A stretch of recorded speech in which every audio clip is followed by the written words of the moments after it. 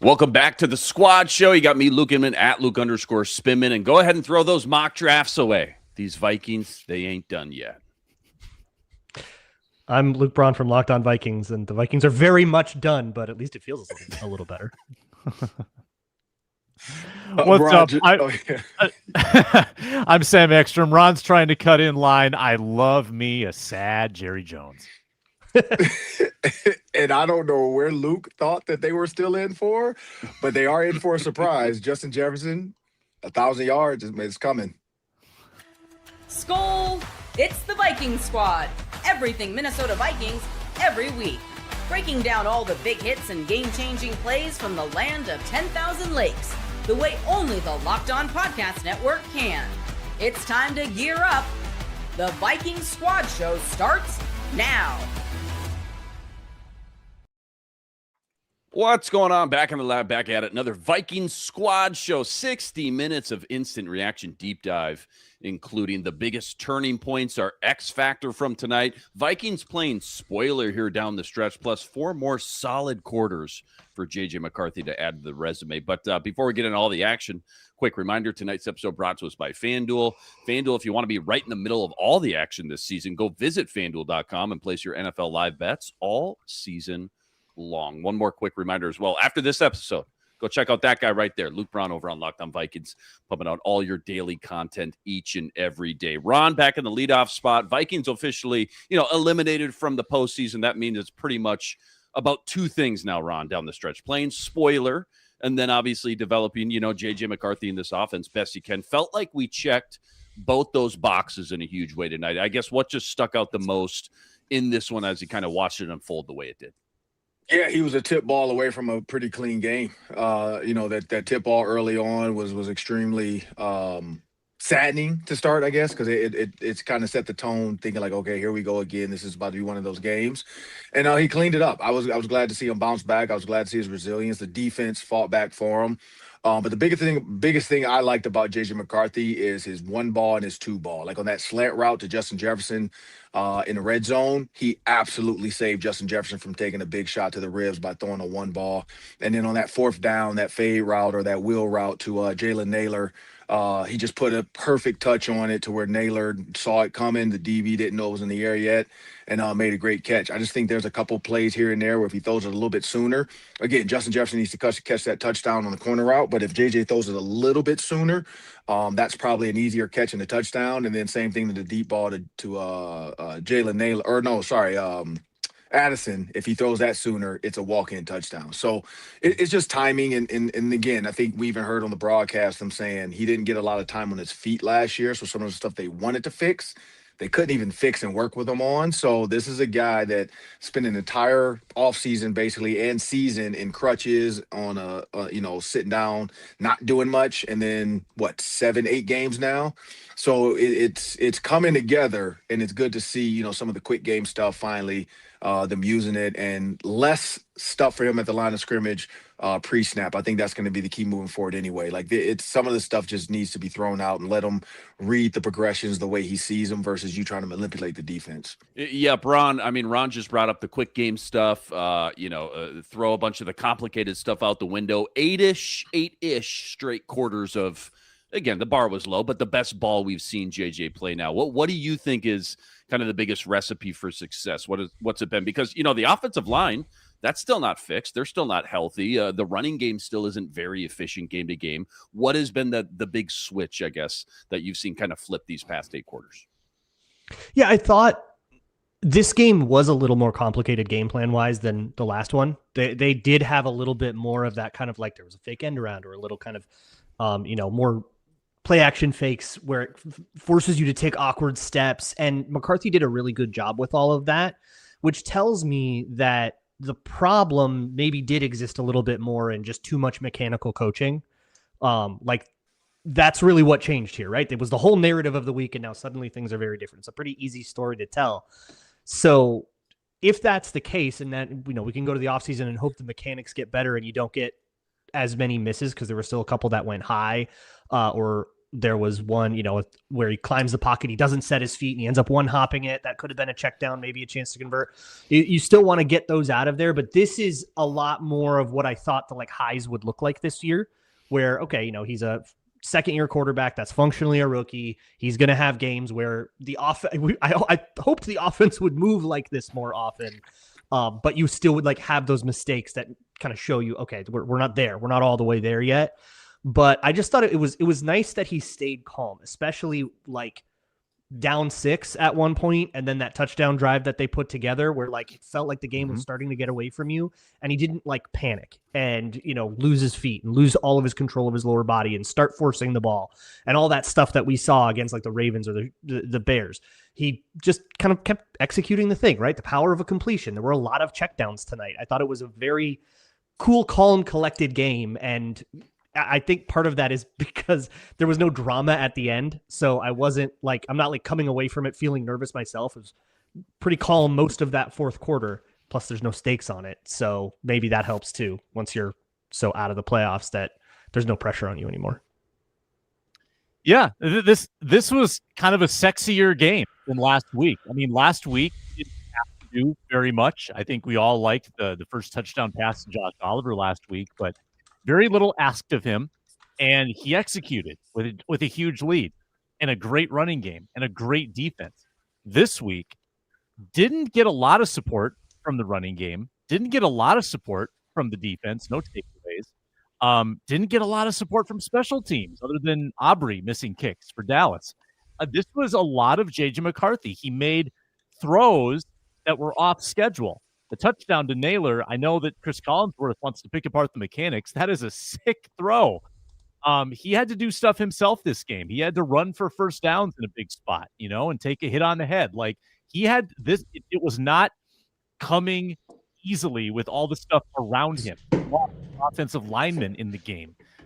Stuff was happening, and he stayed really poised through it, especially after the second play of the game, batted ball interception.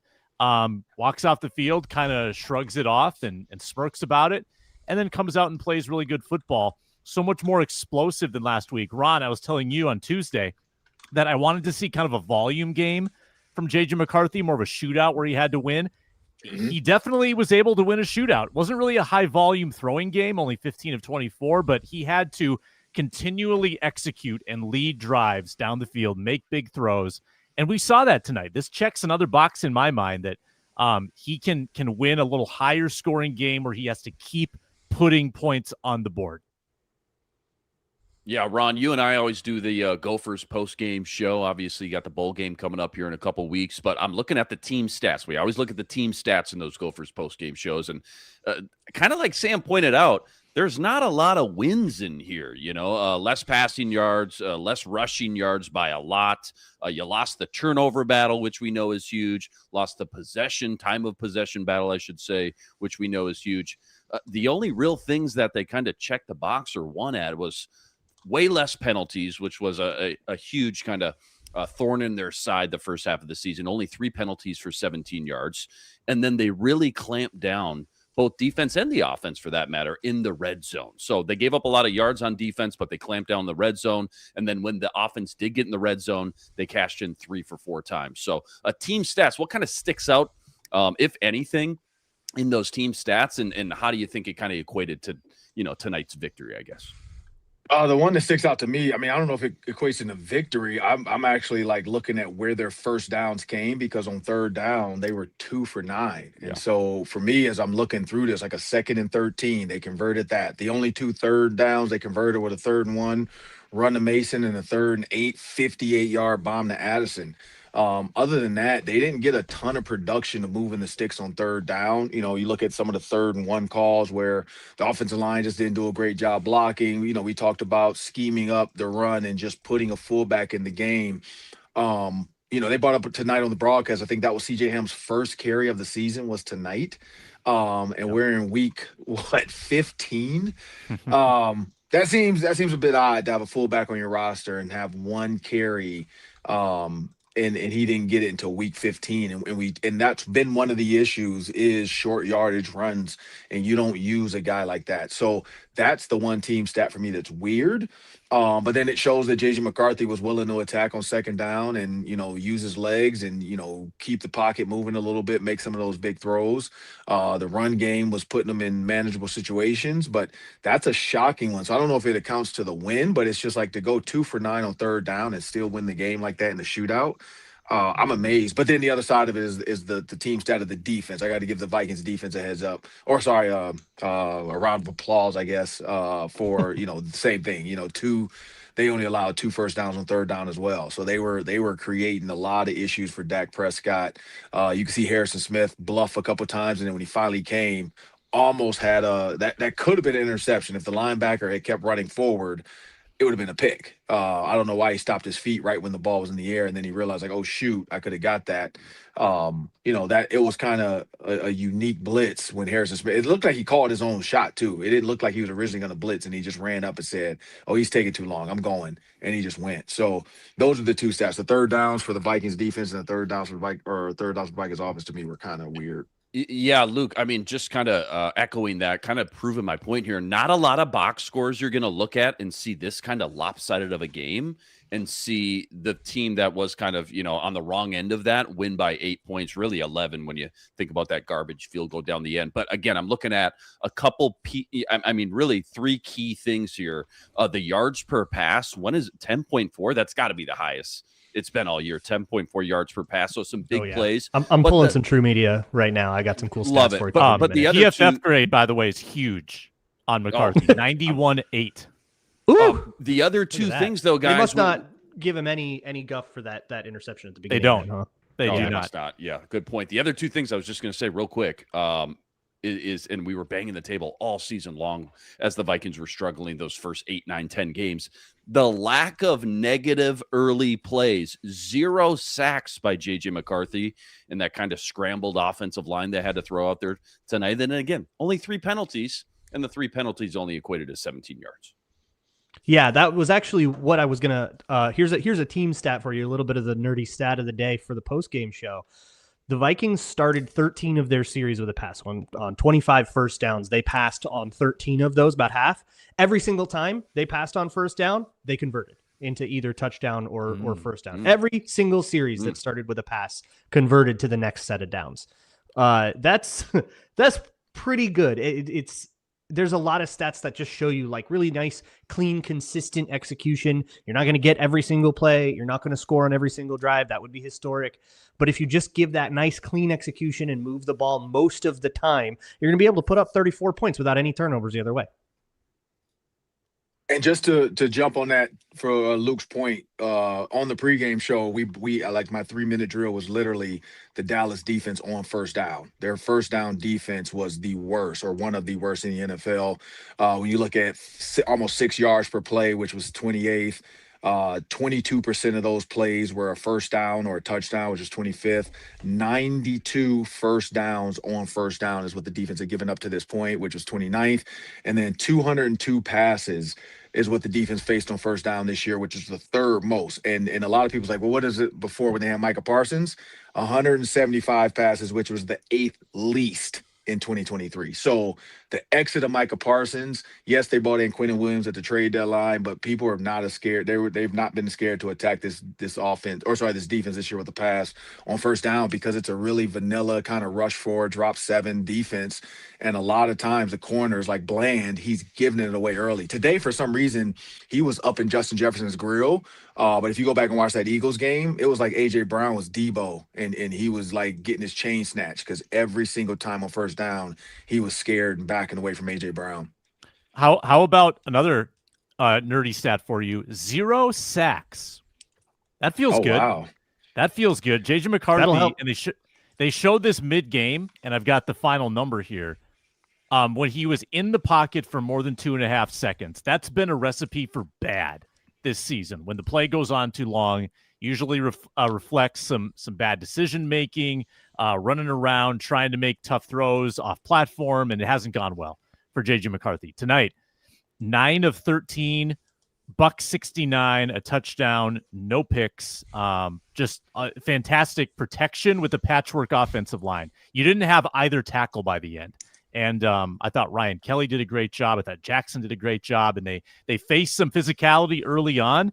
And it felt like Dallas was going to overpower Minnesota if you just watch the first 2 drives of the game.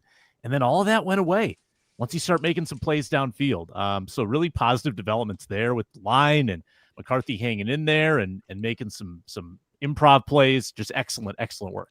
And only one pressure from School, by the way, which is I think if you're the pass rusher, I would have lost that up by Justin School. It's time to to have some real deep thoughts. Last quick thing on the offensive performance, I guess, before we move on to segment 2.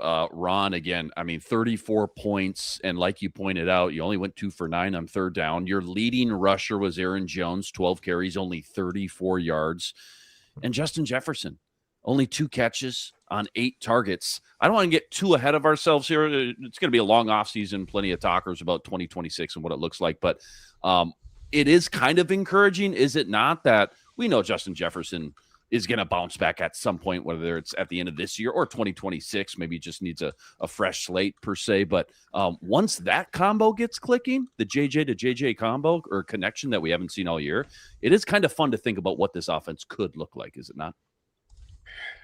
Are we sure it's gonna click this year? Like, I don't know if it's gonna click this year. And here's the reason why. Like, it's just been an odd year of, you think about, he didn't have him in training camp, right? So he never truly learned Justin Jefferson. And so I think that's the key. Like, he learned Jordan Addison. He learned Jalen Naylor. He learned his tight ends. He never really learned Justin Jefferson. And when I played, I remember guys would do this. We would get up with quarterbacks in the morning and throw, but I really saw it like done the right way with Peyton Manning. Peyton Manning, for 2 years, I watched him every morning he had a chance. He was texting different receivers to meet him at 6:30 in the morning. And it was not to like work out full speed. It was just to run a few routes here and there to figure out what they're doing. And I know that because I remember as a new coach, I used to want to be the first person in the office. So I made a point to try to show up at 5:24 sometimes, 5:25, 5:30. And every single time when I'm showing up, boom, I see headlights maybe 10, 15 minutes later, and it's Peyton and maybe a receiver or two, and he was learning those guys. J.J. McCarthy hasn't had a chance to learn those guys. I even heard somebody bring this up. J.J. McCarthy probably spent more time throwing to Adam Thielen this offseason than he did Justin Jefferson. And so he just hasn't learned it yet. So, again, it's some of the balls he is putting on him.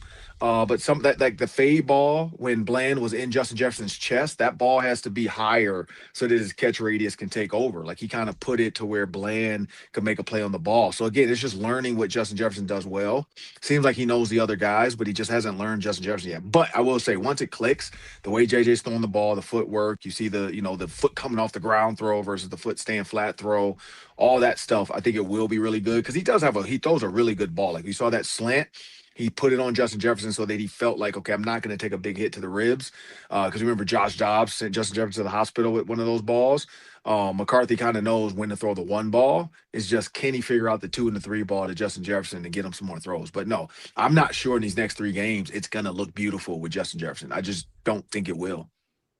Jefferson has had, it's uncomfortable, but Jefferson has had some games this year where teams have just like put a corner on him, and that corner has played a good game. I'm thinking of like Amik Robertson. I'm thinking of, I think Deron Bland was just in good coverage a lot. Like, he didn't get open against that one-on-one like you usually would. And yeah, there's safety help over the top, and there always is. And in previous years, that kind of hasn't stopped Jefferson from getting a whole bunch of separation. But that's okay. The offense worked really, really well. And it's nice that he can afford to have an off day here or there, and then you're going to have a big one from Hawkinson. You're going to have a big one from Addison. Well, Addison had one big play, but you're going to be able to, get the ball away to your running back or to your check downs or scramble, make it work. Not to mention, second week in a row, the run game absolutely humming a whole bunch of explosive runs, keep you ahead of the chains, keep things easy and all that. So it's, I'm not alarmed about it at all, but it's probably worth pointing out that, like, Jefferson not producing in the way that we're used to him producing is not just a factor of McCarthy's struggles or the O-line struggles or the play calling. That dude's dropped some. He's gotten clamped a bunch. He has gotten contested catches that he usually comes down with. That he didn't not come one down thing. With. Like, he carries his share of this blame pie just like everybody else. The high pointing of the football has not been a strength of his. It's been a weakness this year. Like anything above the helmet level, it seems like he struggled to come down with. That tonight, that absolutely has to be a touchdown. 10 out of 10. That's got to be a touchdown. Not really having to leave that his corner feet. route. Yeah, you got to get that one. Yeah, right before CJ Ham walked in. All's well that ends well. That's got to be a TD. He's probably left 100 yards on the field this year just with those type of plays alone. Well said there. Plenty more deep dive coming up. Biggest turning points in this one, plus our stock up, stock down. That's all coming up right after this. Quick reminder, tonight's episode brought to us by Aura Frames. The holidays are officially here, which means gift hunting season is on. If you want something meaningful, personal, and guaranteed to get a reaction, Aura Frames is the gift that delivers each and every time. It's not just something you wrap. It's a personalized way to share memories, and it isn't just your average picture frame. You can preload the frame with photos before gifting it, so when they plug it in, the memories are already there, locked and loaded. No apps to figure out, no setup headaches, just instant smiles. What I love the most, the package comes ready to gift. No price tag, no wrapping needed. It's a holiday gift that actually gets used and not forgotten in some closet collecting dust. Now, for a limited time, save on the perfect gift by visiting auraframes.com and get $35 off Aura's best-selling Carver mat frames, named #1 by Wirecutter. That's auraframes.com. Promo code Locked On. The deal is exclusive to listeners, and frames do sell out fast, so order yours now and get it in time for the holidays. Support the show by mentioning us at checkout. Terms and conditions apply. All right, let's get into the biggest turning points from this one. When you think back to that kind of, deciding momentum changer, maybe there's a backbreaking play or drive. For me, I'm thinking you're going into the fourth quarter. After that Brandon Aubrey miss, second miss on the night, by the way, very next drive, Vikings get the ball after that miss. McCarthy leads them down on this quick 5-play touchdown drive. He had an 8-yard scramble for a first down. Next play, it's an 18-yard strike to Oliver.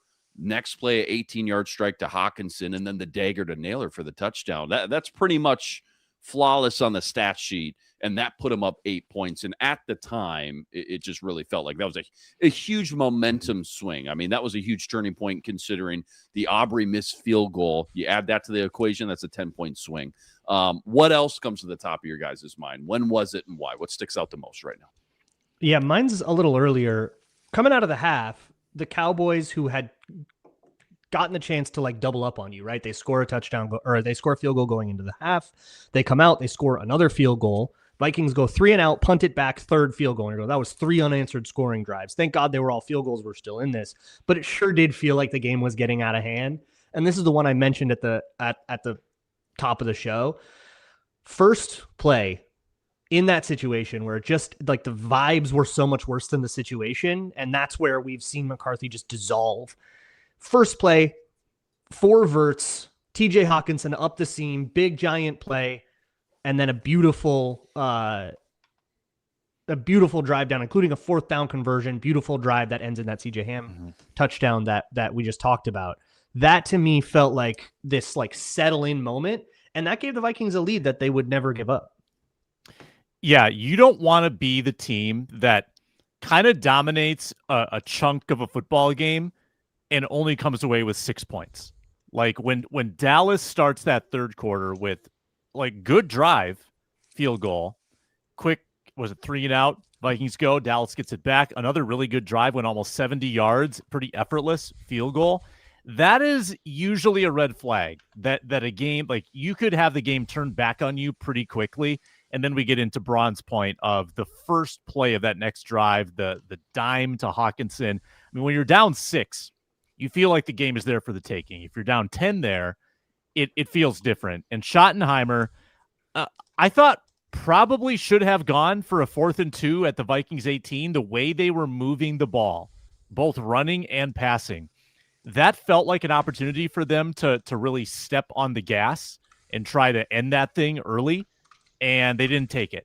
And they kicked the field goal there, settled for the 6-point lead, and then JJ did his thing.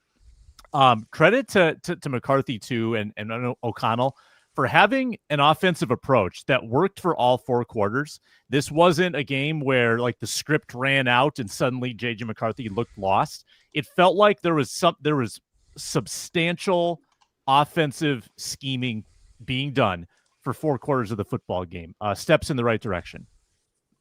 Yeah, Ron, anything stick out as far as biggest turning point, or even just a splash play, a nice drive, anything stick out right now shortly after the game?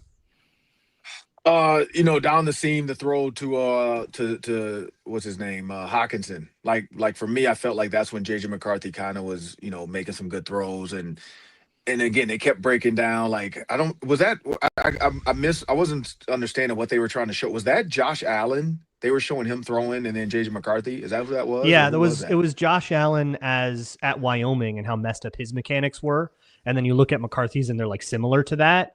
And then a clip from this Hard Knocks, this Buffalo season of Hard Knocks, this nice slow motion of like his throwing motion looking super nice and kind of this, yeah.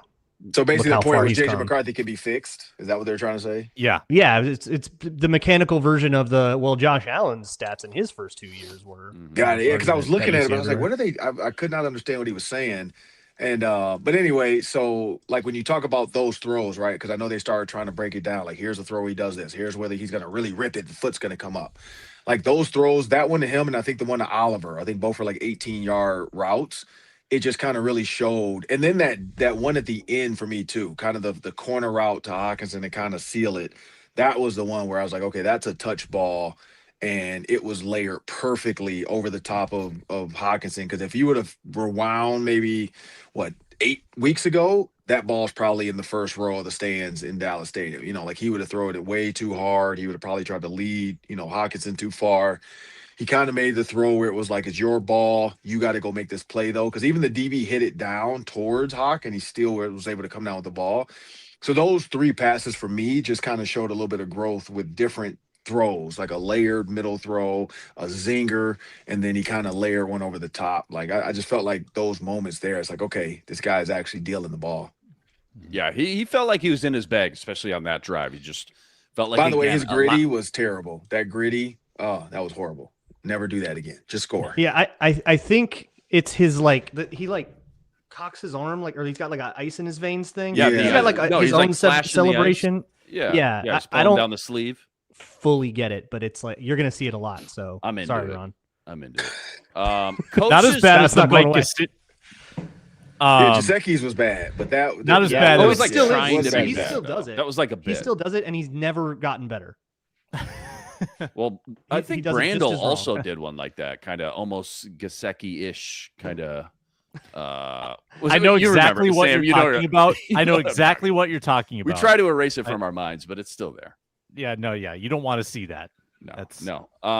Transitioning to coach's corner again, we've given KOC a little bit of love, but how good of a job do you think he did adjusting to just finding better ways to put the quarterback in just more efficient positions, or what did you love the most, I guess, as far as play calling, personnel usage, run pass balance, all that good stuff, whatever it may be? I have one. I'm going to go into it in a little more detail on Locked On Vikings that I'll record kind of right when we're done here. But looking elsewhere in the league this week with Phillip Rivers and that really cool story that happened there and how he was able to kind of look okay. And that is a guy that is deeply out of shape, that doesn't have any throwing motion mechanics to speak of. He is shot putting everything out there. I feel like there is no excuse, no matter who your quarterback is, to be substantially worse than that consistently. It has to mean that you're making, your own mistakes, and it's not just, I can't work with this QB. If the Colts can work with that guy, you have to have been able to work with McCarthy better than you were before. So I'm very glad that these last couple games have come together and they've solved that puzzle, because there just has to be a way to set your guy up for more success and make things easier for him. And it's just such a bummer that they didn't find it till it's too little too late. But those easier throws, splitting the field in half with, rollouts or sprint outs, all of these little things, where was all this all year long? Yeah. Because it clearly works. And not only is it working, it's not just making like a conservative offense that's, respectable. No, this is over the last 2 weeks, the Vikings have offensively been one of the best teams in the league. Like this worked. Where was it? Yeah. Yeah, Ron, how about the defense? How about some love for Brian Flores? I mean, look at the past even 5 games. I know a lot of losses in there, but the Packers game had a great half there defensively. Seahawks game, you get blown out 26-0, but again, tough to put a lot of that on the defense. Obviously, the shutout last week, and I know they gave up 26 points tonight, but it just looks like they're playing free. They're playing very loose out there, very confident, and just flying around right now. Yeah, when you got Grenard, Van Ginkel, and Dallas Turner and Jalen Redmond all getting after the quarterback, I think that's the key. Like, they didn't let Dak Prescott stay real comfortable for too long. You had Harrison Smith on the blitz. You had Josh Metellus on the blitz. You had Isaiah Rodgers on a run blitz on support. So, that defense does a great job of figuring out when to blitz. It was so funny to see the zone cross dog actually get picked up and Dak Prescott somehow get through there and make a ridiculous throw running towards the line of scrimmage. And the tight end with the one-handed catch. But that's one of those things when you think about this defense.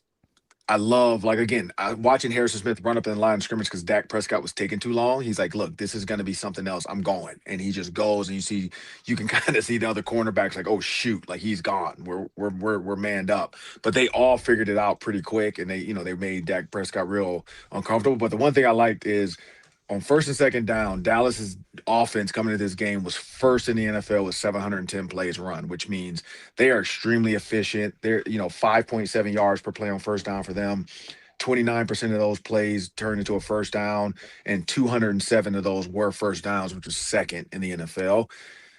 That was a defense that didn't allow it today. You saw them force third down way more than Dallas was comfortable with doing, and you could tell Dak Prescott just really wasn't comfortable in a lot of those situations. So I think that was a key. So Brian Flores did a great job. He did a great job of forcing them in the third downs, and that was the key to this. One thing I did want to say though, the Vikings offense also staying on the field longer than expected helps out keeping the defense on the sideline, because on first down, and I think Luke bucked us up another stat to go with that, on first down, they gained 150 yards today, which was 6.5 yards per play on first down, which is better than any offense Dallas has faced. So that was kind of the other key, was they attacked Dallas on first down. They have 14 first downs, and only 2 of them came on third down.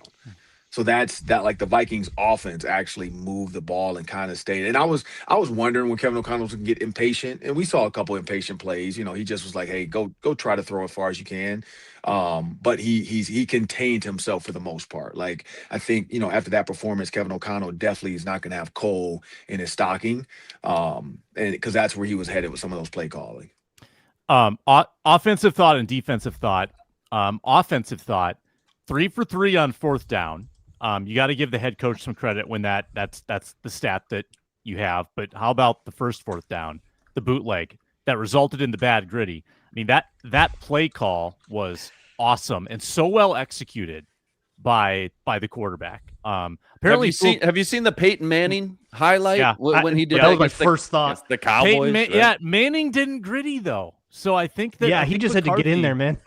Yeah, I think that was a Thanksgiving game. Yeah.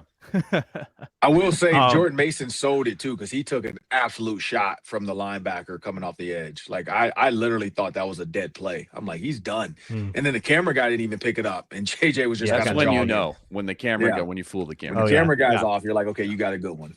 Yeah, even the defensive back who had a second to react to it, even he was running for the pile and not the pile on, which so well executed play all around. On defense, I really hated the Vikings defense for about 3/4 of the game. And then by the end, I kind of walked away saying, you know what? This is just one of those game plans where they were going to give them a lot and then put the clamps on in the red zone and just try to slow them and not stop them. And when you think about it, they forced 7 field goals in the game. Now, one of them was faked, right? But they did force it. And then Aubrey goes 4 of 6. They forced 7 field goals in the game, which is kind of a perfect execution of, I think, the game plan that they were aiming for. We also have the Kevin Seifert stat, 48% pressure rate on Dak Prescott tonight, highest for any game in his career. That's absurd. Wow. Yeah, and I mean, think of the offensive it's line such a that he's waste of a had. season from Dak, dude. He's for playing most of his so career. well. Yeah, he's balling, dude. Yeah, Yeah. he What really is this, is. year 9 for him, I want to say? Man. Maybe 10? 2016 was his 2016, debut year. year So 9. this is 10. Oh, this is 10. Okay. Yep. Quick math. Speaking to that, I think that there is something like the Cowboys ran the ball really, really well from neutral situations, and I think that there's some genuine concern involved in that we've been seeing all year. And the fact that it kind of shores up in the red zone, well, people don't line up as deep in the red zone. Everything compresses in the red zone, and then suddenly people's angles are a little tighter and everything happens a little bit quicker, and getting blown off the ball up front doesn't hurt as much on the 15 as it does on the 50 because there's just not that much more room there's just not that much more space to eat up on the back end. And when everybody gets up a little bit closer, it's just going to be a little bit harder to run the ball. And then suddenly you can see you later, Ron. See you, Ron. And then suddenly they have to throw into the teeth of the defense a little bit more, or play the Vikings game a little bit more. They have to try something else that's not necessarily as good against the like sim pressures that the Vikings want to do, or the true pressures. So I think that bend don't break is really it's a helpful hint to explain what was going wrong with the Vikings defense, because they gave up a lot of production, and the fact that it shored up in the red zone kind of helps tell you the why of that. But ultimately they made just enough plays to make this thing not really dramatic at the end. Yeah, well said there. Plenty more to come. Stock up, stock down, plus what we love, what we hated. That's all coming up right after this. Quick reminder, tonight's episode also brought to us by FanDuel NFL Sundays. They move fast. One big play, suddenly everything feels different, right? That's what makes live betting with FanDuel so exciting. You're not just watching the game, you're reacting to it in real time. And with FanDuel, you can now place bets as the action unfolds. Every drive, every momentum swing, every highlight moment, whatever it may be, you name it, they got it. Personally, I love the live betting. I think it's the best when the game starts to shift a little bit. Maybe a receiver starts to get hot, a defense starts to tighten up. Maybe the momentum flips after a turnover. FanDuel lets you jump into the moment with live spreads, live money lines, and they're all adjusting instantly. You can even bet next touchdown scorers, drive results, or totals. Again, you name it, they got it. Live betting keeps you locked in every snap, every drive, and every possibility. If you want to be right in the middle of all the action this season, visit FanDuel.com today and place your NFL live bets all season long. FanDuel, the game moves fast, and now so can you. All right, I always have fun with this one. Stock up, stock down. Jalen Redmond has to be like the leader on this segment, this bit this year. How about Jalen Nailor tonight, though? 3 catches, 2 touchdowns. I'm sure we'll have some lengthy conversations this offseason about will he stay or will he go. Probably going to deserve a pretty healthy bag for a wide receiver 3 somewhere by somebody. But definitely stock up tonight. For Jalen Nailor on primetime, catching those 2 touchdowns. Oh, yeah. Continues to go up. We we clocked this early in the year when the production wasn't coming for reasons, but he was open. He's been open all year. So I'm not surprised to see the production come. And I've already seen people like throw the idea out there of like, well, what if you let Addison walk, you extend Nailor, make him the wide receiver 2 or whatever. That to me is a bridge too far right now, but he's making that conversation harder and harder every week. I mean, yeah, like a trade. You mean like an Addison trade? So yeah, or let him play out the contract, and he's not the long-term guy or something like that. Yeah, well, yeah, you'd have to make the Nailor decision now before you make the Addison decision. But it's Addison and 2 first-round picks for Joe Burrow. Walk with me. Yep. Jalen Nailor, wide receiver 2. Yeah, Gesicki, I'm all about bringing same back package, gritty. Those 3 with JJ, gritty package. Yep.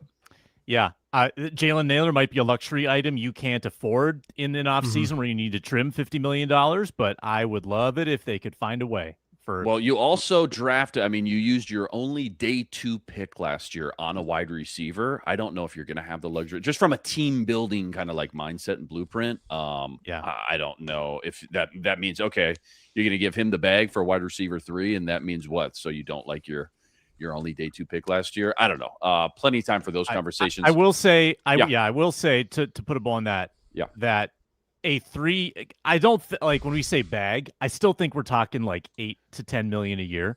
And Kwesi with backloaded contracts and void years, he can turn that into like a $2 million cap hit next year. Like he would find a way to make it work in the cap. So money doesn't have to be restrictive. I would love to get the 2 years after money wise are like very empty. So it's pretty clear that like some of this overcommitment of 26 is going to get spread into 27. You're going to balance that out a little more. And it's one of his only 2 good draft picks. You don't think he's going to go after him? You don't think he's going to try to lock him up? Come on now. Any stock down at first glance here? I know Will Reichert is definitely not stock down. How about stock up for Will Reichert? Yeah, I could keep going stock up. How about Will Fries? I thought Will Fries had a really nice game. Pitched a shutout, I think. Line. No hitter. Yeah. How about the entire offensive line for that matter? I mean, Luke, you called it out. Yeah. 6 pressures and 28 dropbacks. No sacks. Yeah. O-line was fantastic. Yeah. Only really, really bad rep was when Ryan Kelly got bulldozed because Kenny Clark jumped the snap count. I mean, that's like the one really bad rep I can remember. Speaking of offensive line, did you guys see what happened to Brian O'Neill? Because I missed it entirely. No, I heard them talking that they're missing O'Neill now, and then he was getting the tape cut off his cleat, so maybe an ankle or foot thing. But I didn't see it, and I have no insight as of right now. I'm sure. I mean, we're recording. We're live here, like right after we went to 000s. I don't even know if O'Connell's hit the podium yet. I'm sure he'll speak to it. All they said was ankle, according to somebody in the chat. So. Yeah, we'll see on that, and then but I wonder if this game mattered. I wonder who would have gone out or stayed in. Javon Hargrave goes out as well after I think a not so great showing. If you want to stock down, that's kind of going up and down. And I thought a little stock down for Blake Cashman, who misses a lot of tackles high, gets dragged for extra contact a lot. Yeah, that whole middle. Yeah, I wasn't going to say Cashman, but I did want to bring up who's kind of a stock down culprit just by association. When you look at the Cowboys, 29 carries, $138, 5 yards per carry, 2 touchdowns on the ground. I wasn't going to say Cashman top of my head. I was just going to fling out guys like Hargrave or Jonathan Allen. But I suppose without watching this game back and watching snap by snap, I'm sure all 3 probably play their part. Again, and just the Cowboys' efficiency on the ground tonight. That was tough to watch. And if they would have lost this game, I'm sure we'd be diving into that lack of run defense a lot more. Definitely. Yeah. And any what we loved, what we hated tonight. Go ahead, Sam. Go ahead. CJ Ham tonight. CJ Ham bang for your buck. Life today. Played 16 snaps, and it felt like he was making a play on half of them. His first carry of the year ends up in a touchdown. Good efficiency, touchdown to carry ratio. Just got to give the fullback some love. And how about heavy sets? Heavy sets paying dividends the last 2 weeks. I don't have the data in front of me, but it's yielded good results. And we've seen the heavier guys actually being the ones doing the splashing with Josh Oliver and CJ Ham. So that's, again, good recognition on Kevin O'Connell's part of what needed to happen, and then making it work. Can I ask you guys a question? It's a bit of an inflammatory one. I've been a big TJ Hawkinson defender. I thought he had a pretty nice day. So you know that this is not coming from a place of frustration or anger. But hypothetically, if you were to try to save money by getting rid of Hawkinson, trade him, cut him, however, post June 1st, whatever you want to do, and your tight ends next year were Josh Oliver and Ben Sims, how would you feel about that? I think it depends what they do with the money, and it doesn't always equate A to B or black to white like that, obviously. But pending what they would do with that money would help me, I feel like, kind of justify it. I wouldn't feel good about it, though, right out the gate. I just don't think. Yeah, it would feel a little bit like a boring room. It would feel like you want more out of that room. Yeah, not only a boring got a room, glimpse but of this, like it's all about JJ McCarthy next year again. Like we gotta even hit it harder, and taking out somebody like Hawkinson, who, granted, maybe has not lived up to the hype or kind of our expectations, but you can say that for almost anybody on offense, really, when you go back to week 1. Yeah. So. Who was your tight end for the first half of last year with Oliver? Was it Nick Muse? Because I remember it was like a weird veteran, wasn't it? Well, that's the point, is that we can't remember because they didn't do anything. I remember crunching the numbers week after week, like counting up how many receptions your tight ends had through Johnny 4 Munn. weeks, through 5 weeks. Oh, Johnny. Was it? Is Was it it only still? been a 1 it year? was still Munn. Yeah, it was Since, still Johnny Best Munn. tight end 3 in the league. Yeah, that's right. Yeah, of course. Well, Okay. the tight end He was tight end 1, performance- arguably. Correct. The tight end performance, though, without Hawkinson last year was pretty feeble. So that would have me concerned.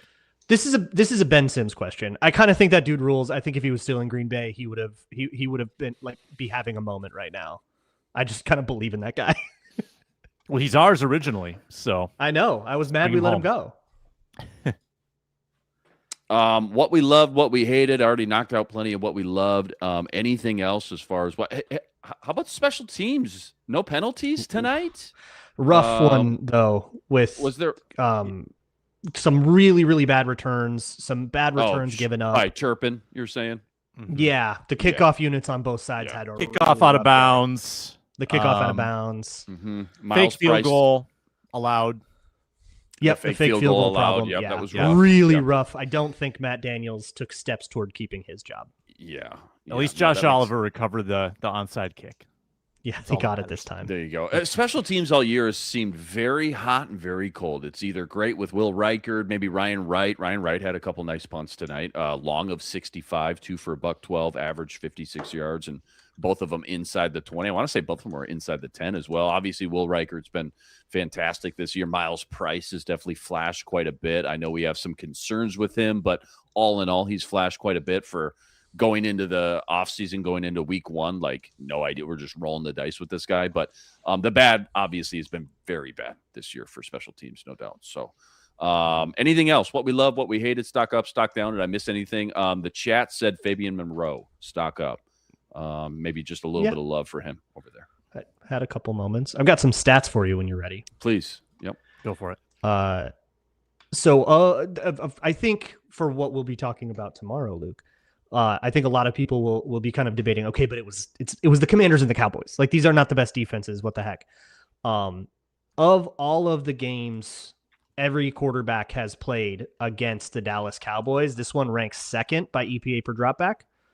Caleb Williams in week 3 had that absolute barn burner against the Cowboys. That's the only game all season that a quarterback has outproduced J.J. McCarthy. They have played against Patrick Mahomes. They had Bo Nix put up 44 on him, and that game by EPA per dropback at least was slightly lesser than this one that J.J. McCarthy put down. It was a good game even after adjusting for the futility of the Cowboys defense. Yeah, love it. Love it. Really good. One more segment to go here. What we'll be talking about tomorrow, maybe biggest X factor as well. That's all coming up right after a very quick break.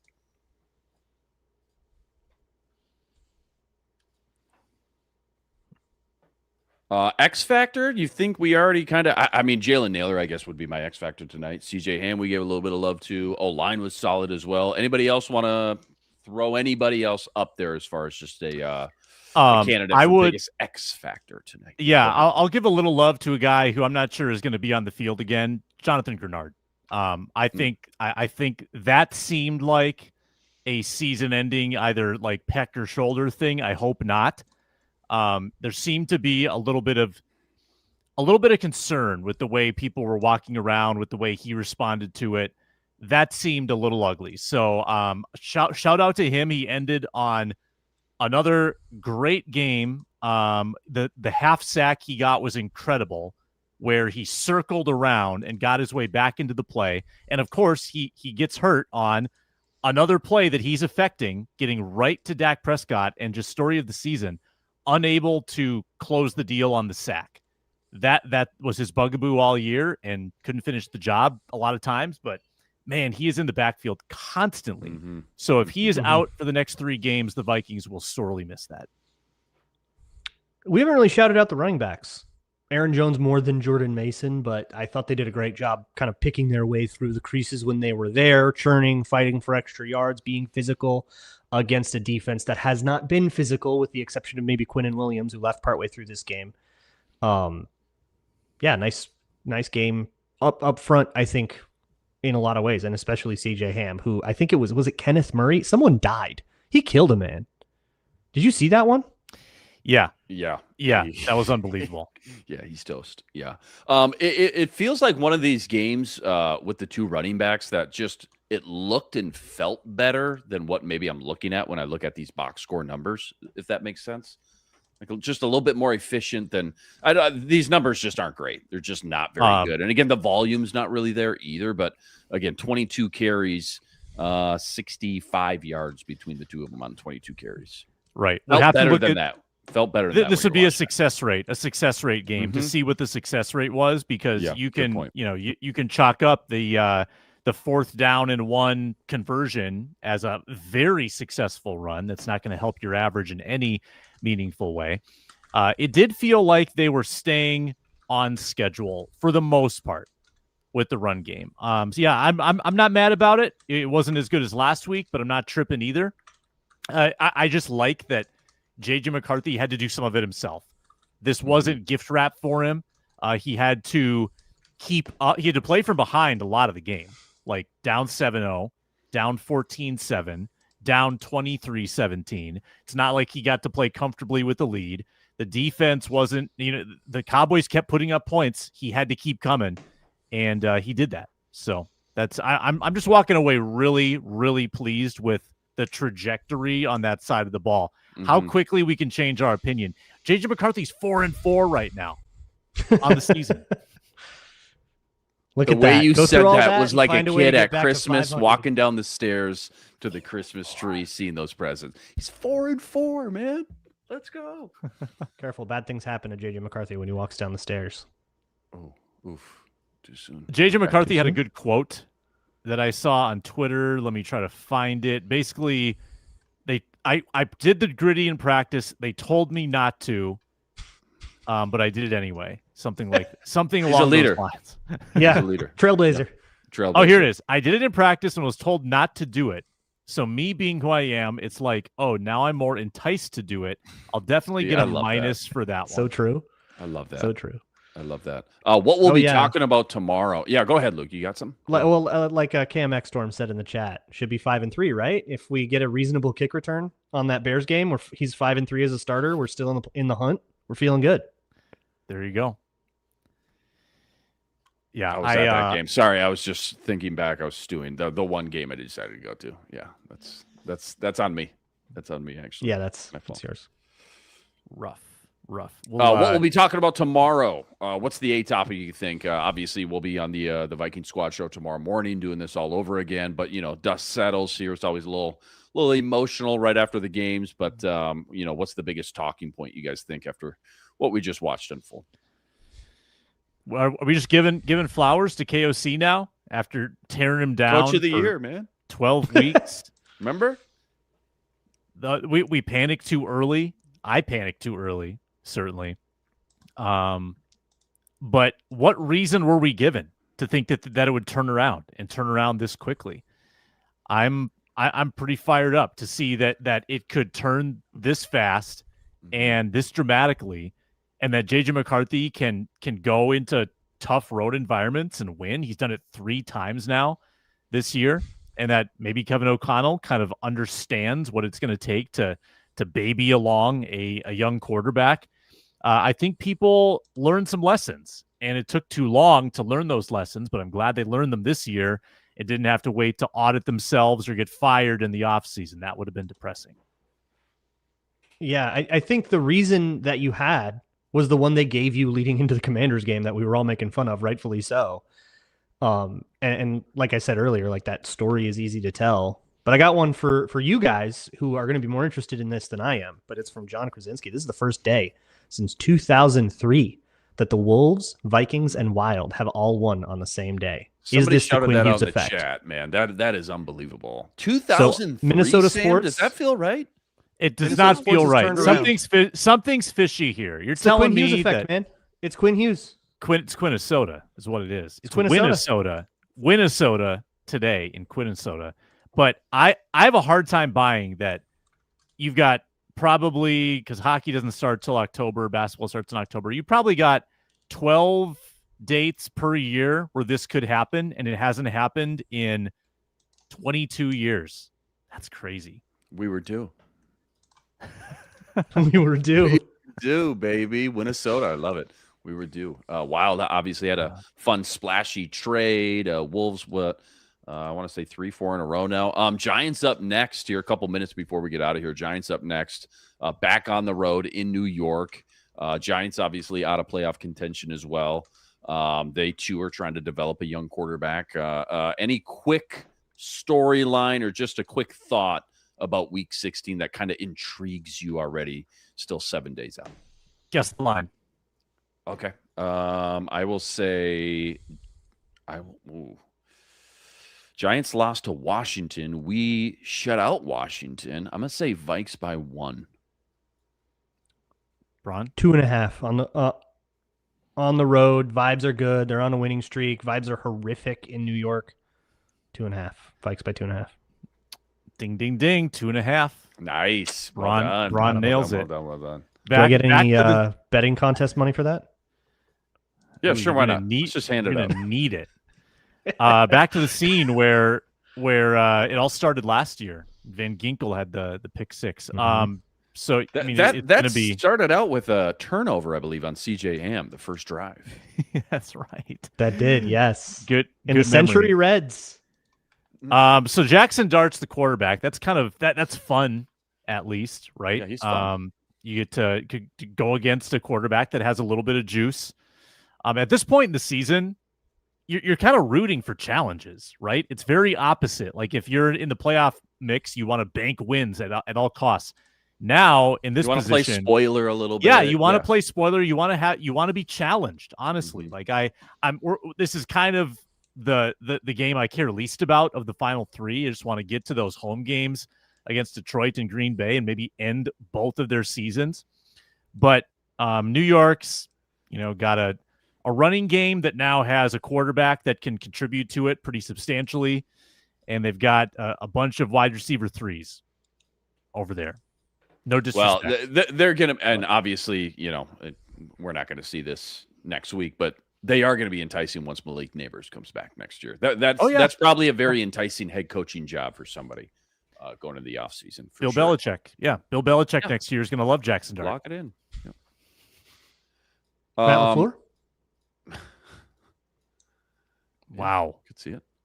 Yeah. Andy Reid? No, we're not there yet? Okay. Went there. No, give it How one about more all week. the good Give it one more teams? game. One more week. Wait, one more. Look, I'm just there's whispers, okay? Parsons out. Also, Parsons and that's a Mahomes big out, man. deal. Oh, 2 superstars for the That was- NFL. NFL got hurt today. I had a moment today where I realized that rivalry hate means nothing to me anymore. Because I was bummed about that. Mhm. I was genuinely like, oh man, he was fun to watch. And the thought about what that means to a division rival, because it has no impact on the Vikings playoff odds or anything like that. Usually it flitters across the darkest part of your mind. For you know? sure. And we all say we don't want, but there's a part of you. All right. Yeah. Be honest. There's a part of you. But I was like, man, I don't want to see that happen to the Packers. It was a bummer. Yeah, that's it. Looked like a non-contact too. Oh yeah. You Just stepped stepped wrong pop. Just step wrong pop, man. Yeah, that's tough. Quick gambling, winners, losers. Anybody make some dough? Anybody make some ground on Luke Braun today? Or Yeah. Did our anybody do leader? anything special in the betting contest by chance? Anybody at all? Bueller? Well, the one of us who was the most down and out, the most deplorable bettor of the year, yours truly, hit on his 18th parlay attempt. Vikings money line, Javonte Williams TD, JJ McCarthy over 1.5 touchdowns thrown. That was $1,000 mythical dollars to win almost 14 grand. So Amazing. we'll count the till Yeah. after the night's done. You have to bust out the abacus for that one. Gonna audit. What do you that think till. What do you think of this FanDuel? I got this FanDuel parlay for the rest of the year. I've got the Thunder to set the wins record. Oh, this is a real thing now. This is real. Of course, they lost last night. Yeah. And I've got it parlayed with both the Rams and Patriots to win the Super Bowl. They're both gonna win the Super Bowl this year. To make the Rams- Super Bowl, I assume you mean. And Those are two. dude, what are the odds on that? What have you Count done, me Sam? in on that, baby. Juicy. Oh, man. Juicy. Sam win looks their at his conference, ticket I like, assume. dang it. They Or got was it me. win the division? No, so I So what Super I Bowl meant matchup. was what I So meant that's like was 18 to there are 1, two 15 to 1. there are two parlays. We're Mhm. we're in the weeds here. There are Yeah. two parlays. Thunder wins record, and the Rams to win the Super Bowl, and also the same thing, a different bet slip, except it's the Oh. Patriots. So if it's Rams Patriots, you win one of those, assuming you get the Thunder one. Yeah, got it. Yeah. So there's two shots at it. Two If- shots at it. If the Thunder set the wins record. Dude, the NFL's wide open this year. I mean, all your It stud truly quarterbacks, is. the Lamars, the Burrows, the you name it, the Mahomes, obviously, after today, especially. It's No wide Chiefs, open, man. no Yep. Burrow Bengals. Herbert doesn't look Bills on the road, magical. Ravens They're maybe on winning the games, road. but it's wide open, man. So Ravens still need to get in. Oh, dude, yeah, they won 24-0, and if you go back and watch the game, it's like I still don't believe right now. I don't know. Lamar just doesn't Lamar's broken. look like the magical Lamar that we're used to. Vikings make it still 2 in a not. row. They're playing spoiler tonight in Dallas. Bedtime for Jerry in Jerry's world tonight. 34-26. That's your final. Vikings move to 6-8 now on the year.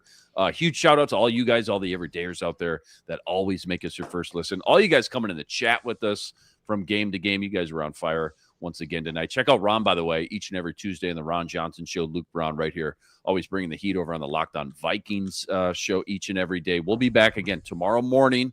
Another episode breaking it all down. This guy, Sam Ekstrom, he's host. Until then, thanks for watching. We'll talk to you next time. Signing out.